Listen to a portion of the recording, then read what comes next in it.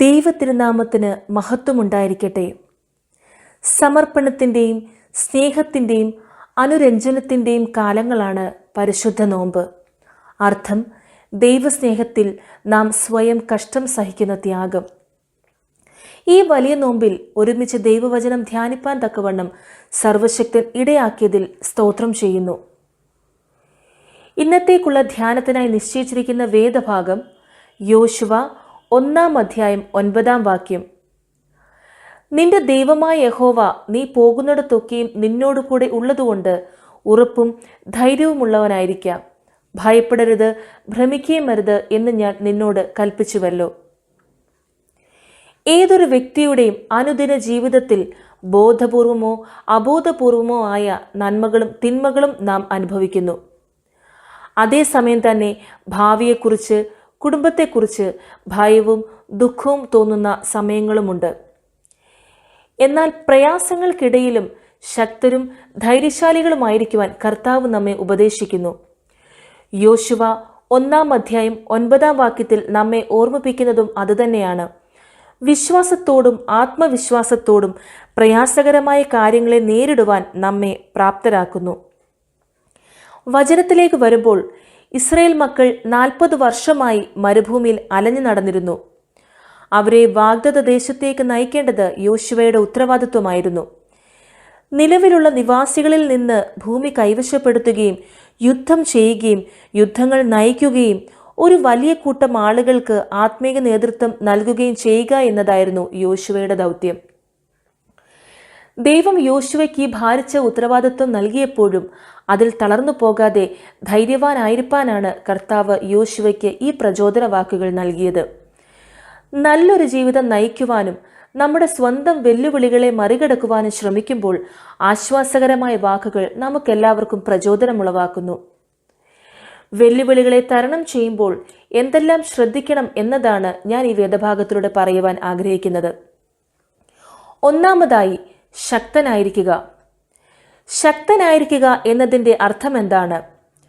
ഒരു വ്യക്തിയുടെ ശാരീരിക ക്ഷമതയെക്കുറിച്ച് മാത്രമല്ല, മറിച്ച് ശക്തനും ധൈര്യശാലിയുമായിരിക്കുന്നതിൻ്റെ അർത്ഥം നമ്മുടെ യഥാർത്ഥ ശക്തിയുടെ ഉറവിടമായ കർത്താവിൽ ആശ്രയിക്കുക എന്നതാണ്. യോശുവയുടെ കാര്യത്തിൽ തൻ്റെ വെല്ലുവിളികൾക്കുള്ള എല്ലാ ഉത്തരങ്ങളും അദ്ദേഹത്തിൻ്റെ പക്കലില്ലായിരുന്നു. എന്നാൽ കർത്താവിലുള്ള വിശ്വാസത്തിൽ പ്രവർത്തിച്ചതുകൊണ്ട് വെല്ലുവിളികളെ മറികടക്കുവാൻ യോശുവയ്ക്ക് സാധിച്ചു. യോശുവയെപ്പോലെ നമ്മുടെ വ്യക്തിപരമായ വെല്ലുവിളികൾക്കുള്ള ഉത്തരം അപൂർവമായി മാത്രമേ നമുക്ക് ലഭിക്കുകയുള്ളൂ. എന്നാൽ മാർഗനിർദ്ദേശത്തിനായി നാം അവനിലേക്ക് തിരിയുമ്പോൾ മുന്നിലുള്ള വെല്ലുവിളികൾ വിജയത്തിൻ്റെ പടികളിലേക്ക് എത്തുവാൻ നമുക്ക് സാധിക്കുന്നു. എന്നെ ശക്തനാക്കുന്നതിന് മുഖാന്തരം ഞാൻ സകലത്തിലും മതിയായവനാണ് എന്ന് പറയുവാൻ നമുക്ക് സാധിക്കണം. രണ്ടാമതായി, കർത്താവിലുള്ള വിശ്വാസം.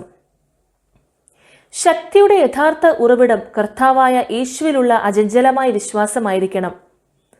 മനുഷ്യനാൽ അസാധ്യം ദൈവത്താൽ സാധ്യം എന്ന ഉറപ്പാണ് കർത്താവ് നമുക്ക് നൽകുന്നത്. ഇവിടെ യോശുവയ്ക്കും കർത്താവ് ഈ ഉറപ്പാണ് നൽകുന്നത്. ഞാൻ നിന്നെ ഒരു നാളും കൈവിടുകയും ഉപേക്ഷിക്കുകയുമില്ല, നീ പോകുന്നിടത്തെല്ലാം ശുഭമുണ്ടാകും എന്ന് ഉദ്ബോധിപ്പിക്കുന്നു. പ്രതികൂല സാഹചര്യത്തിൽ മാത്രമല്ല വിശ്വാസം വർദ്ധിക്കേണ്ടത്, മറിച്ച് പ്രതികൂലങ്ങളെ അനുകൂലമാക്കുന്ന ഒരുവൻ നമ്മുടെ മധ്യേ വസിക്കുന്നു എന്ന വിശ്വാസം നമ്മിൽ രൂപപ്പെടണം. മൂന്നാമതായി, ഉറപ്പും ധൈര്യവുമുള്ളവനായിരിക്കുക. ഉറപ്പും ധൈര്യവുമുള്ളവനായിരിക്കാൻ എപ്രകാരം നമുക്ക് സാധിക്കും? ഇതിനായി വലിയ കാര്യങ്ങൾ നാം ചെയ്യേണ്ടതില്ല. പകരം ദൈവത്തിലുള്ള വിശ്വാസം പ്രകടമാക്കുന്ന ചെറിയ തീരുമാനങ്ങളാണ് അതിൽ ഉൾപ്പെടുന്നത്. ഒരു കൈയിൽ ദൈവവചനവും മറ്റേ കൈയിൽ ഒരു വാളും പിടിച്ച് വിശ്വാസത്താൽ മുൻപോട്ട് പോകുവാനുള്ള ഉറപ്പും ധൈര്യവും ഉള്ളവനായിരിക്കാനാണ് യോശുവയോട് കർത്താവ് ഈ ഉപദേശം നൽകിയത്. ഈ ഉപദേശം കർത്താവ് നമ്മളിലേക്കും ഓരോ ദിവസവും നൽകപ്പെടുന്നു. അത് നാം തിരിച്ചറിയുന്നുണ്ടോ എന്ന് നാം നമ്മെ തന്നെ ശോധന ചെയ്യേണ്ടത് അനിവാര്യമാണ്. പ്രാർത്ഥനാപൂർവം അവൻ്റെ മാർഗനിർദ്ദേശം തേടുകയും അവൻ്റെ വചനം പഠിക്കുകയും എല്ലാ ദിവസവും അവൻ്റെ മാതൃക പിന്തുടരുകയും ചെയ്യുമ്പോൾ ഭയം ഉപേക്ഷിച്ച് വിശ്വാസത്തോടെ നമ്മുടെ വെല്ലുവിളികളെ നേരിടുവാൻ നമുക്ക് ധൈര്യം ലഭിക്കും. വിശ്വാസത്തോടെ യേശുക്രിസ്തുവിലേക്ക് തിരിയുകയും ശക്തരും ധൈര്യശാലിയുമായിരിക്കുവാനുള്ള അവൻ്റെ ഉപദേശം പിന്തുടരുകയും ചെയ്യുമ്പോൾ അവൻ എല്ലായ്പ്പോഴും നമ്മോടൊപ്പം ഉണ്ടാകുമെന്ന് നമുക്ക് ഉറപ്പ് ലഭിക്കുന്നു. ഈ നോമ്പിൻ്റെ നാളുകളിൽ ഇത്തരത്തിൽ ഈ ഉറപ്പോടും ധൈര്യത്തോടും മുൻപോട്ട് പോകുവാൻ സർവശക്തനായ ദൈവം ഇടയാക്കട്ടെ എന്ന് പ്രാർത്ഥിച്ചുകൊണ്ട് എൻ്റെ വാക്കുകളെ നിർത്തുന്നു. ദൈവം നമ്മെ എല്ലാവരെയും അനുഗ്രഹിക്കുമാറാകട്ടെ.